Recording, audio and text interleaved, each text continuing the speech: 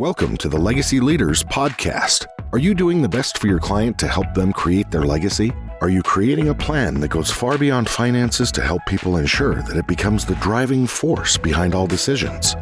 On this podcast, hosts Katie Beth Hand and Stan Miller will help you with growing your practice and your clients' peace of mind.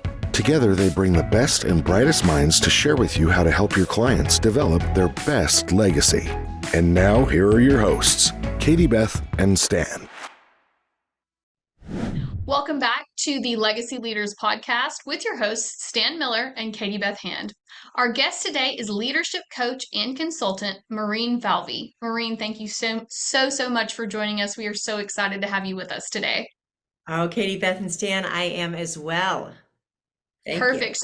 So before we jump in, I would love it if you would give our listeners just a little bit of background on what it is that you did that kind of led you into and sparked your passion for becoming a leadership coach and consultant. I speak about my why all the time, the path to getting here, and it was pretty focused. I spent almost 30 years in advertising, which I loved. And toward the tail end of my career, I just started to watch those leaders that were doing what they said they were going to do, getting things done, having incredible results, and they were also pretty happy. And they were the people that everybody wanted to work with and for. And I have a whole therapy background. My mom and my sisters are all therapists, so I'm always curious about people and how we move people and persuade people. So I got curious about those leaders that were just crushing it. And I said, it's time now for me to help people do that and be that for one another, be that for themselves. And so I get to do this good work all the time if I could just summarize it, it's helping people live and work on purpose instead of by accident. I don't think anything good happens accidentally. So we put plans together and we just move stuff that's in the way on their path to greatness. I love that. Talk to us about your individual leadership coaching. Who is that for? Who's your target audience for that and your target client base? And what types of tools and strategies and services do you provide? Oh, those are great questions. So I work with Strong Training and Coaching, and so it's markstrong.com. We love the work that we do, and a little bit of our secret sauce is that nearly all of our executive coaches are also trainers. And so let's say, we work together and you said, I struggle with working with difficult people, or I don't know how to hold my team accountable, or whatever it is. We grab that best practice off the shelf that we've been training on, and we can accelerate the growth that much further. One of the tools, I was glad, people don't usually ask about the tools, but I have a great one for all of you. I'm so excited because it's simple. It's going to sound silly, but it's steeped in neuroscience, and you can use this to coach yourselves to move your own things that are in the way of your goals and results. And it's so with my clients, I whoop it up all the time. Now that sounds so silly. It's WOOP, and it's all about how our brain works, or doesn't for us. And the first W is, what is my wish, right? Do you want to have more $1 million clients? What is that thing that you want? The first O is the outcome. Right, so the W is the clarity. The first O is the outcome. What is the ripple effect of that wish coming true? And so you start to think, well, not only could I have financial independence, but I will be proud and I will have great clients, and on and on and on and on. Now your brain's getting engaged because it's starting to see the thing happen, right? So it's attractive. The next O would be crazy not to think about, which are your obstacles. What, if anything, is in the way of selling more $1 million, having more $1 million clients? And it could be external barriers. I don't have enough time. I have 16 children at home, whatever. I don't have time. I don't know how. Or it could be internal barriers. I don't believe in myself. Who am I to have $1 million clients, right? And then the P is the plan to move those things. And I believe that's best done with another person, an accountability partner, but you can coach yourself. I coach myself all the time. What do I want? What's the benefit of that? What's in the way? And what's my plan? One step at a time to get there. So I love that. Those we use. Yeah. Whoop it up. I wasn't sure where this is headed when you said I whoop it up with my clients. I was wondering where that was going. So that is great. That is great. I love that. Stan, what questions do you have for Maureen? So I spent some time wandering around your website, which actually was, I would say, an inspiration. So I pull up your website and I see right there, it opens up with that Mary Oliver quote, which I assume you had something to do with putting there. And I'm going to read what it says. It says, Yeah. "Tell me, what is your plan to do? What is it you plan to do with your one wild and precious life?" I think what a terrific way to grab somebody's attention around the kind of coaching work that you do. That's the point, isn't it? Right? How do we take this one amazing life we have and really make the most of it, and not just drift from day to day, week to week, year to year, not accomplishing outcomes? Yeah, and Stan, another D word, which is the dream. We can dream all we want, but the word that I love in that quote is plan, right? Yeah. You're going to have a great life if you design it.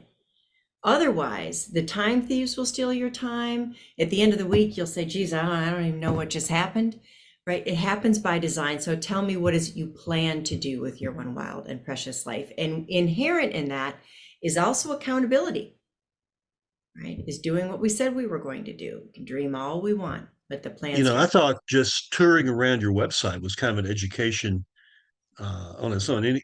Every listener, I would encourage you just to go click the link and just wander around, because there's a lot of wisdom just there. You put a lot of free stuff up, right? And so I want to drill into a couple of those things.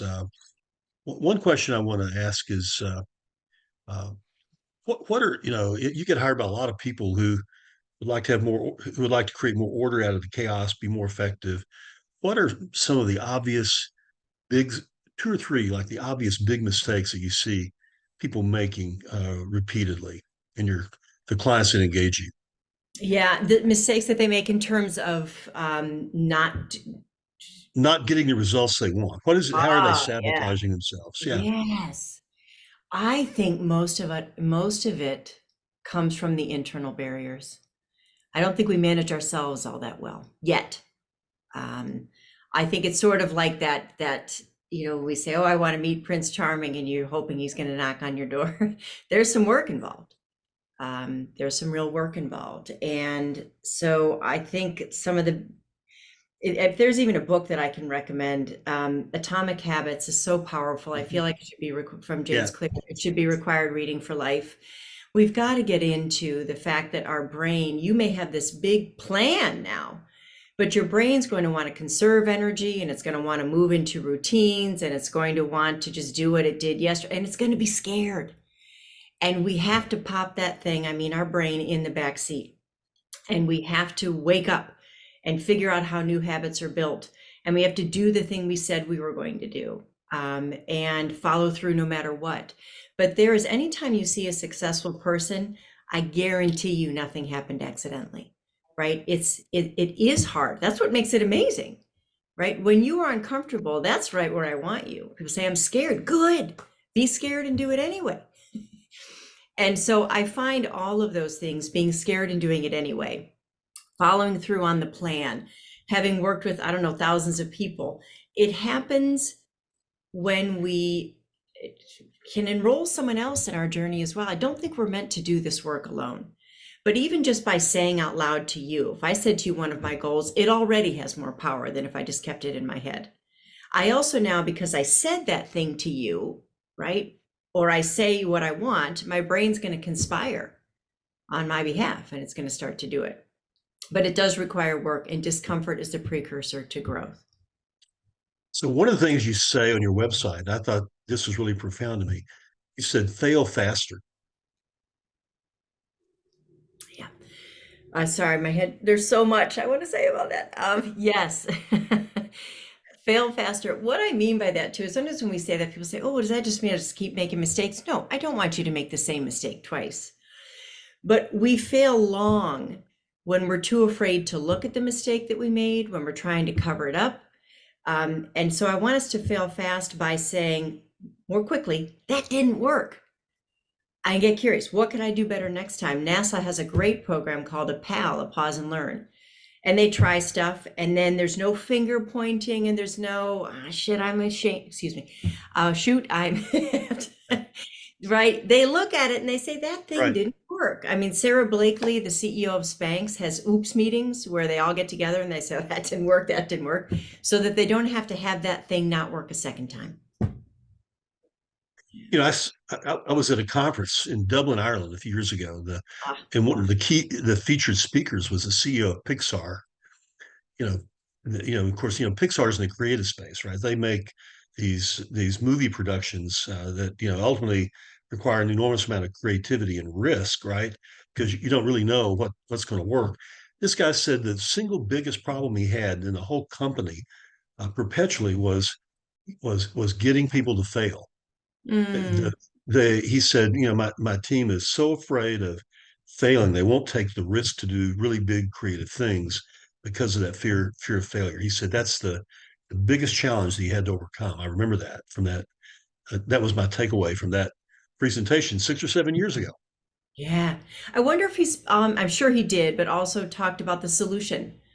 Is that how do we create an environment where people are willing to, I think most of us hold back on making the number up 25%. We don't give our whole selves, it's too scary, right? So we keep some back and we do just the right Right. amount. And we say my part is finished and things like that. In order to give that last piece, I want work to look like when you watch kids play on a playground, they're going nuts, right? They're just going for it. They don't care if they fall down. They don't look around and say, geez, I hope nobody saw that. I wish work felt like that. And the only way to do that is through creating psychological safety and systematizing the failure, normalizing the failure, like Sarah Blakely in her Oops Nights. Or they have, I think, in 300 different locations across this country on F up nights where leaders will get together like ourselves and they'll talk about where they effed up. We Yeah. have to normalize it. Thomas Edison, he was interviewed after inventing the light bulb, and the interviewer said, God, that must have been so embarrassing. You tried 1,000 times before you got it right. And he said, no, the light bulb was an invention with 1,000 steps. Each time, like a child that's learning how to walk the first time, you make a mistake, you're making increments and increments and increments in order to stand up straight or invent a light bulb or whatever that goal is. So we've got to take the shame out of failing. You also talk about the coach approach to building teams. Talk about that. Yeah. There's the tell approach. That's how I grew up. So I've been, I was in advertising for many years and we just didn't know any better. So bosses were supposed to know stuff, which also doesn't make it safe to fail. And then they were supposed to tell you stuff and then you're supposed to go do it. What we're learning is that the best way to get the most out of people is the coach approach to leadership. And what is the difference? It's just a tiny shift that can be hard to do, is shifting from telling to asking. Right. And sometimes we certainly want to give people the tools and the capabilities if they haven't done something for the first time. But if, as a boss person, we're trying to build this team, and we can say to everyone on the team, what approach do you think is best? And all 5 people on the team have a point of view. You're going to solve problems better. Everyone's going to feel heard and feel like they matter, which, by the way, tends to be super important for people.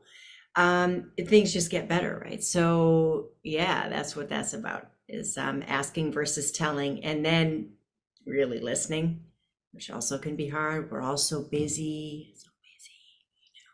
So it's listening to what comes out of their mouths when we ask the question as well. Yeah, I noticed you do talk about that on your website too, and I think that's really so true. That we spend so much time, like and not really listening, but just waiting to jump in to say what we have to say, and not really hearing what you just said, right? And of course, I've never done that myself, as you know, but I've noticed that in others, right? Yeah. Yeah. How do you what's your style of work? How do you do this?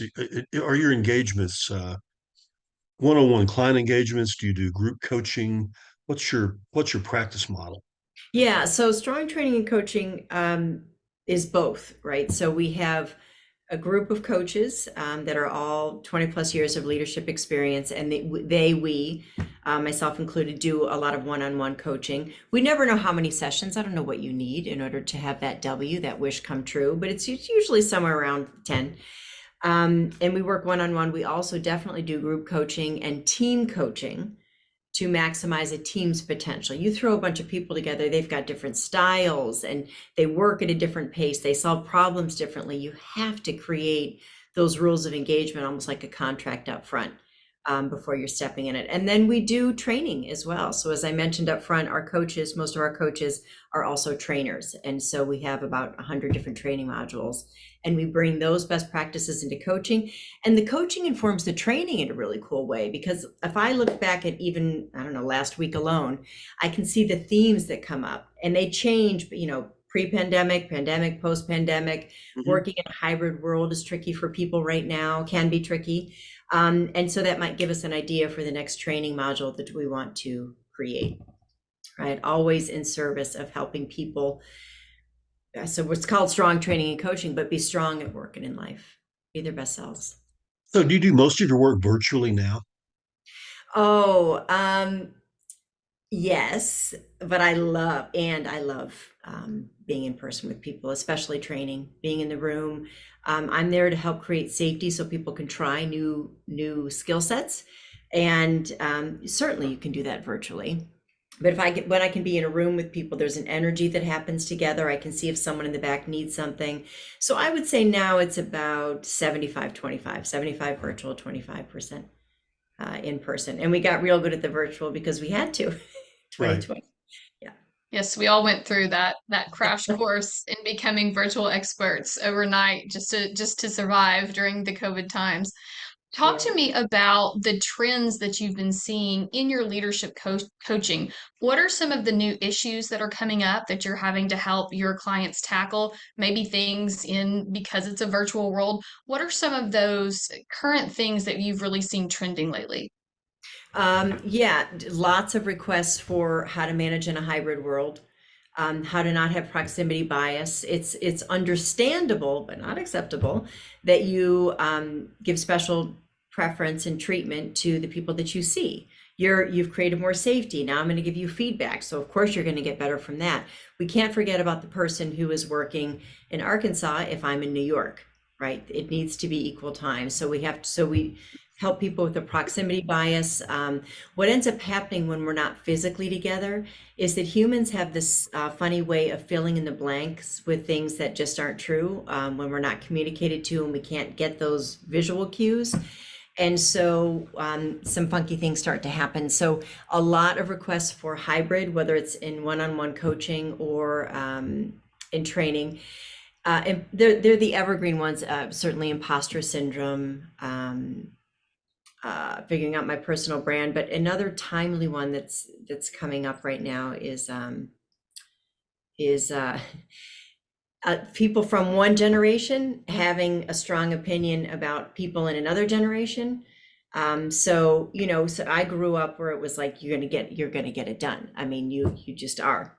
And I would work until I was sick. I remember crawling on my belly once. I had food poisoning and I crawled onto the plane because pitches are the big moments in advertising where sometimes you spend $1 million, maybe more, to win over a new client. Well, I could not go, so I just crawled on my belly onto the plane. And so there are people of my generation that are wondering why the up and comers are not crawling on their belly to get on the plane when they have food poisoning. And so they think they're slackers and they're not working hard. And I think this is a great example of the coach approach to leadership. I think we just need to start asking instead of telling. I think we need to be grateful. We get to be grateful that maybe they're teaching us that self-care is important, right? I think that employees having more control and more empowerment might actually be a good thing. I don't want someone working for me because I said so or they're scared. I want them to want to be there. And I also believe that anyone is coachable and trainable. I don't care what generation, I don't care how old they are. What I know for sure is that every human being does want to hold themselves accountable. If they aren't, I want us to go into a quest and ask all the questions necessary to figure out why not, right? There was a woman who hired me and she said, she happened to be an advertiser. She said, we had the pitch rehearsal and Bippity Bop didn't show up. What a slacker. And I said, can we find out? You might be right. I don't know, but let's find out. And upon further investigation, this person just didn't even know that anyone needed her there. She was like, I didn't know you cared what I thought. And she also didn't know how it might benefit her career, what her role was. There were a bunch of things that boss person didn't do yet that would have made that person bounce into that room to do the pitch rehearsal. Right. So I just think first, yeah, you could be right. The person could not care. I haven't seen a whole lot of that. People cared immensely. So I think having the conversation and asking the question might get you a better outcome. Love that. I love that. Tell us, just to take a turn, we have just a couple minutes left.